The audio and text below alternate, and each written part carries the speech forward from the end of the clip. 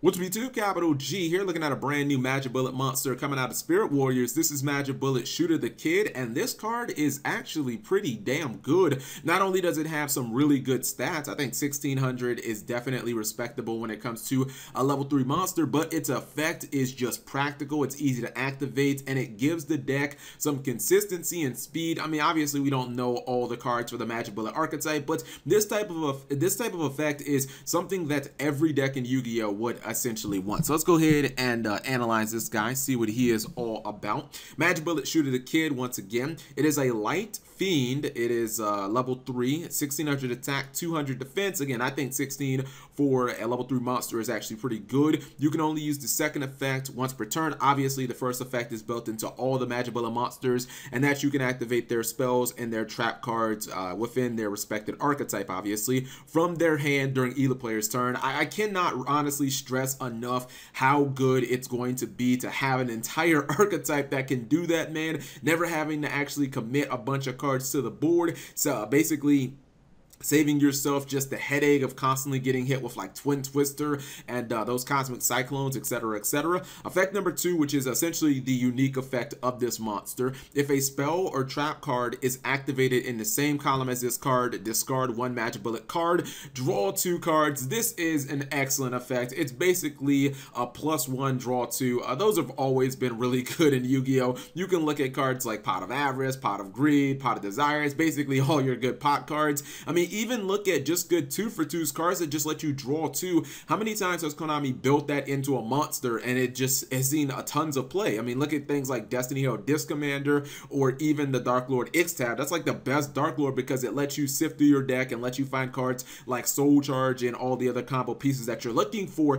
Another big thing to note about Shooter the Kid is this is not an effect that just works during your turn. It doesn't say anything about this just being during your turn. So obviously you can activate this during your opponent's turn, and that's really good because it might be able to let you dig for like a Maxi or for something else that's important, because you have to keep in mind that this archetype so far when it comes to their spells and traps, I mean, they have a quick play card that is essentially Bujinji Crane, where it doubles the original attack and defense of all your of one Magibullet monster, which could crank this guy up to 3200, which is definitely pretty good. And then the archetype has a Regeki break. So imagine your opponent puts a monster on board that you don't want to deal with, and then you basically just activate the Regeki break from the hand, and then at the same time you just discard some random Magibullet monster. Maybe you discard another copy of Shooter the Kid, and then you get to draw 2 cards. Like, that's excellent, man.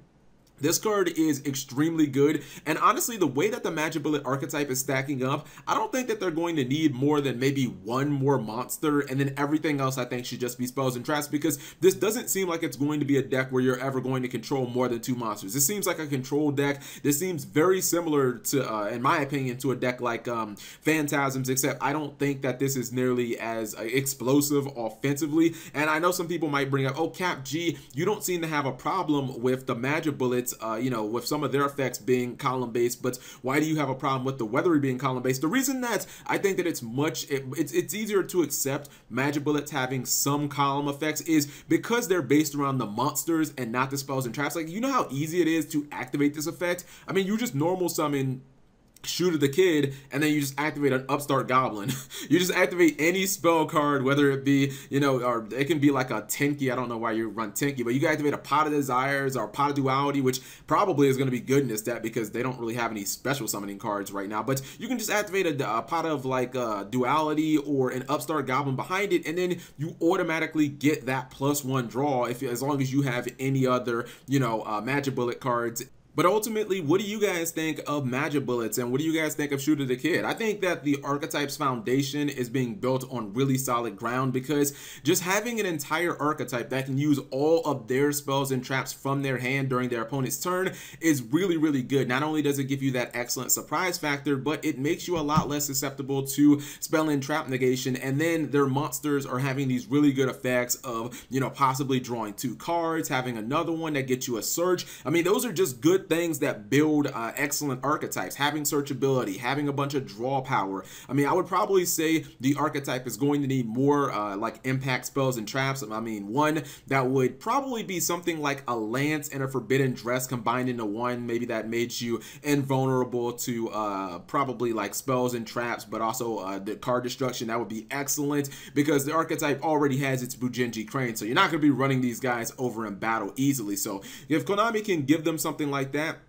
I think that this archetype could definitely go some places. I don't think that they, again, really need more than like 4 monsters, because you might not run the boss monster, but everything else you'll probably just run like 3 of, and it'll just be a control deck, and you'll probably just run tons and tons of their spells and traps and just kind of use those as 1-for-1s to get your opponent's monsters off the board. I mean, this is essentially, I think, going to be played a lot like Bujin's. I think it'll be kind of a one-man army type deck where you have 1 or 2 monsters on the board, and you spend most of your spells and traps just kind of protecting it and getting pluses and stuff like that. Seems a lot like Bujin in my opinion. Anyways, thank you guys for watching. Let me know what you thought in the comment section below, and subscribe if you have not already.